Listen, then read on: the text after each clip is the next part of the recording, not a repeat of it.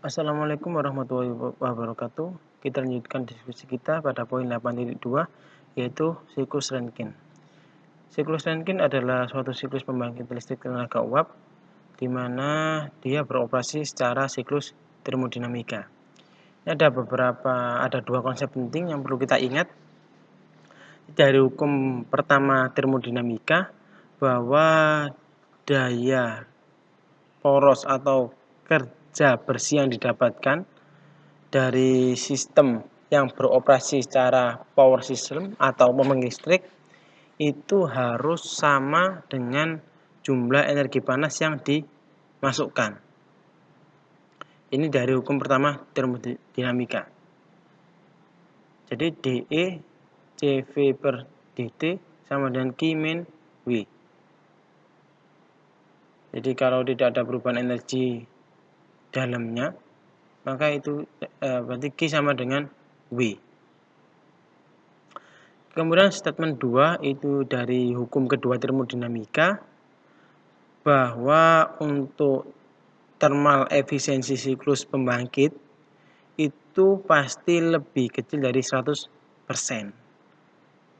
Karena memang tidak ada atau jarang sekali suatu sistem yang beroperasi dengan efisiensi 100%. Nah, kemudian untuk komponen utama dari siklus pembangkit tadi sudah kita sebutkan, yaitu adalah turbin, kondensor, pompa, dan boiler. Jadi saya ulangi, turbin berfungsi untuk merubah energi kinetik dari fluida yang masuk menjadi energi mekanik berupa putaran poros turbin. Jadi di dalam turbin fluida kerja masuk, biasanya tekanan dan temperaturnya tinggi, kemudian dia mengalami proses ekspansi sehingga mengalami penurunan tekanan diiringi dengan penurunan temperatur. Nah, itu di dalam turbin.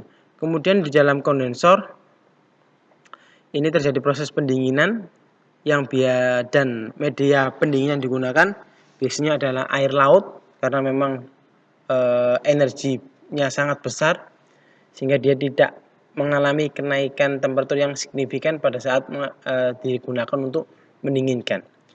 Jadi di kondensor ini fluida kerja yang keluar dari turbin biasanya berbentuk saturated vapor atau uap jenuh. Mungkin ada juga yang dalam bentuk campuran masuk dalam kondensor untuk didinginkan, sehingga yang keluar dari kondensor ini adalah bentuknya saturated liquid atau subcool. Kemudian masuk dalam pompa untuk dipompakan sehingga dari tekanan kondensor yang rendah masuk dalam tekanan boiler yang lebih tinggi. Kemudian di dalam boiler fluida kerja masuk dalam bentuk cairan, tekanannya tinggi. Di dalam boiler dia menerima panas dari bahan bakar, entah itu biomas, nuklir, solar, ataupun geothermal atau yang lainnya. Sehingga fluida kerja akan mengalami kenaikan temperatur dan terjadi perubahan fase dari cair ke saturated vapor atau uap atau bahkan superheated.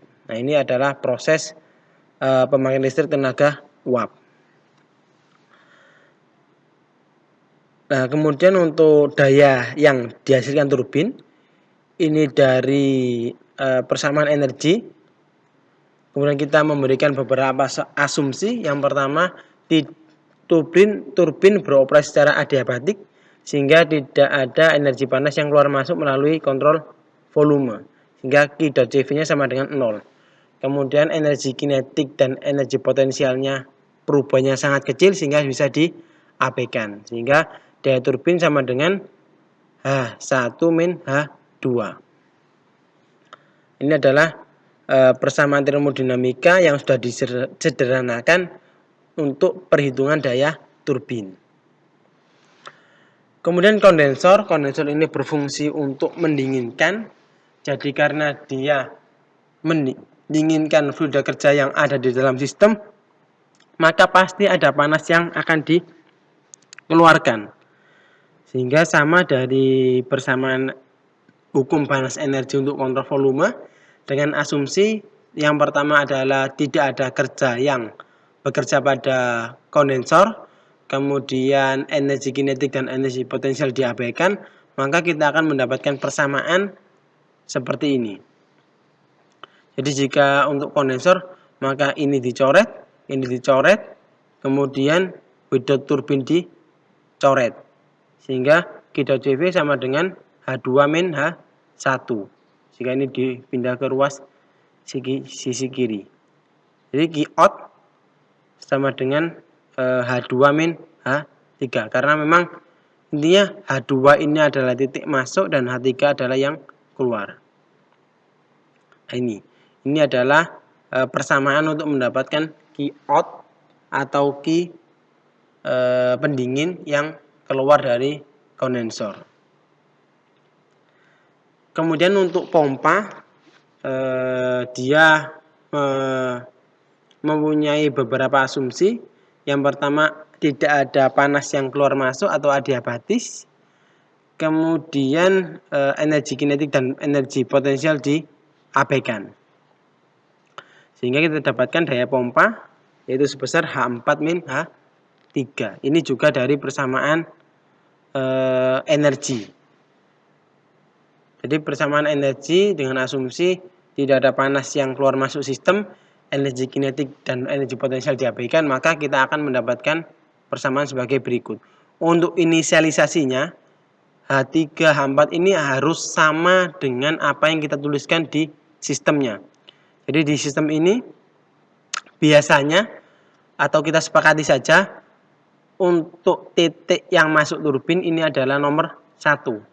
Kemudian yang keluar turbin nomor 2, 3, 4. Jadi yang masuk dalam kompresor adalah masuk pompa adalah 3. Kemudian yang keluar pompa masuk dalam boiler adalah state 4. Jadi kita perlu mendefinisikan ini dulu untuk mudah dalam memberikan inisialisasi dalam proses perhitungan. Nah, intinya seperti itu. Jadi jangan bingung. Persamaan yang kita gunakan adalah persamaan energi, balance massa, dan entropi. Jadi untuk daya turbin, daya pompa, kemudian panas yang dikeluarkan di kondensor, panas yang diserap di boiler itu persamaan dasarnya adalah persamaan energi yang dianalisis secara kontrol volume. Kita memberikan beberapa asumsi sehingga persamaannya bisa lebih sederhana. Contohnya pompa tadi, asumsinya tidak ada panas yang keluar masuk sistem, energi kinetik dan energi potensial diabaikan. Karena memang selisihnya itu sangat kecil dibandingkan dengan perubahan entalpinya. Maka kita bisa mengabaikan. Nah, kemudian di komponen terakhir yaitu boiler, di mana boiler ini adalah sisi inputnya itu dari output pompa atau kita sebut sebagai feed water. Jadi feed water adalah air yang masuk dalam boiler dari pompa. Kemudian sisi outletnya yaitu fluida kerja yang akan masuk dalam turbin. Jadi biasanya H1 adalah dari gambar ada H1 adalah sisi output boiler, kemudian H2 adalah sisi input boiler. Nah, ini persamaannya sama dari persamaan energi yang kita asumsikan. Yang pertama, tidak ada daya yang keluar masuk, kemudian energi kinetik dan potensial diabaikan. Sehingga kita mendapatkan persamaan seperti ini. Nah, kemudian di dalam sistem pembangkit ini ada istilah thermal efisiensi atau efisiensi pembangkit listrik. Ini adalah daya bersih dikurangi dengan apa yang diberikan, di mana daya bersih adalah daya yang dihasilkan turbin dikurangi dengan daya pompa dibagi dengan panas yang diberikan di boiler. Nah, kemudian untuk istilah lain yaitu backwork ratio, yaitu daya pompa dibagi dengan daya turbin. Jadi semakin besar atau semakin kecil backwork ratio, ini sistemnya akan semakin bagus karena menunjukkan konsumsi pribadinya semakin sedikit. Baik, terima kasih atas perhatiannya. Kurang lebihnya saya mohon maaf. Assalamualaikum warahmatullahi wabarakatuh.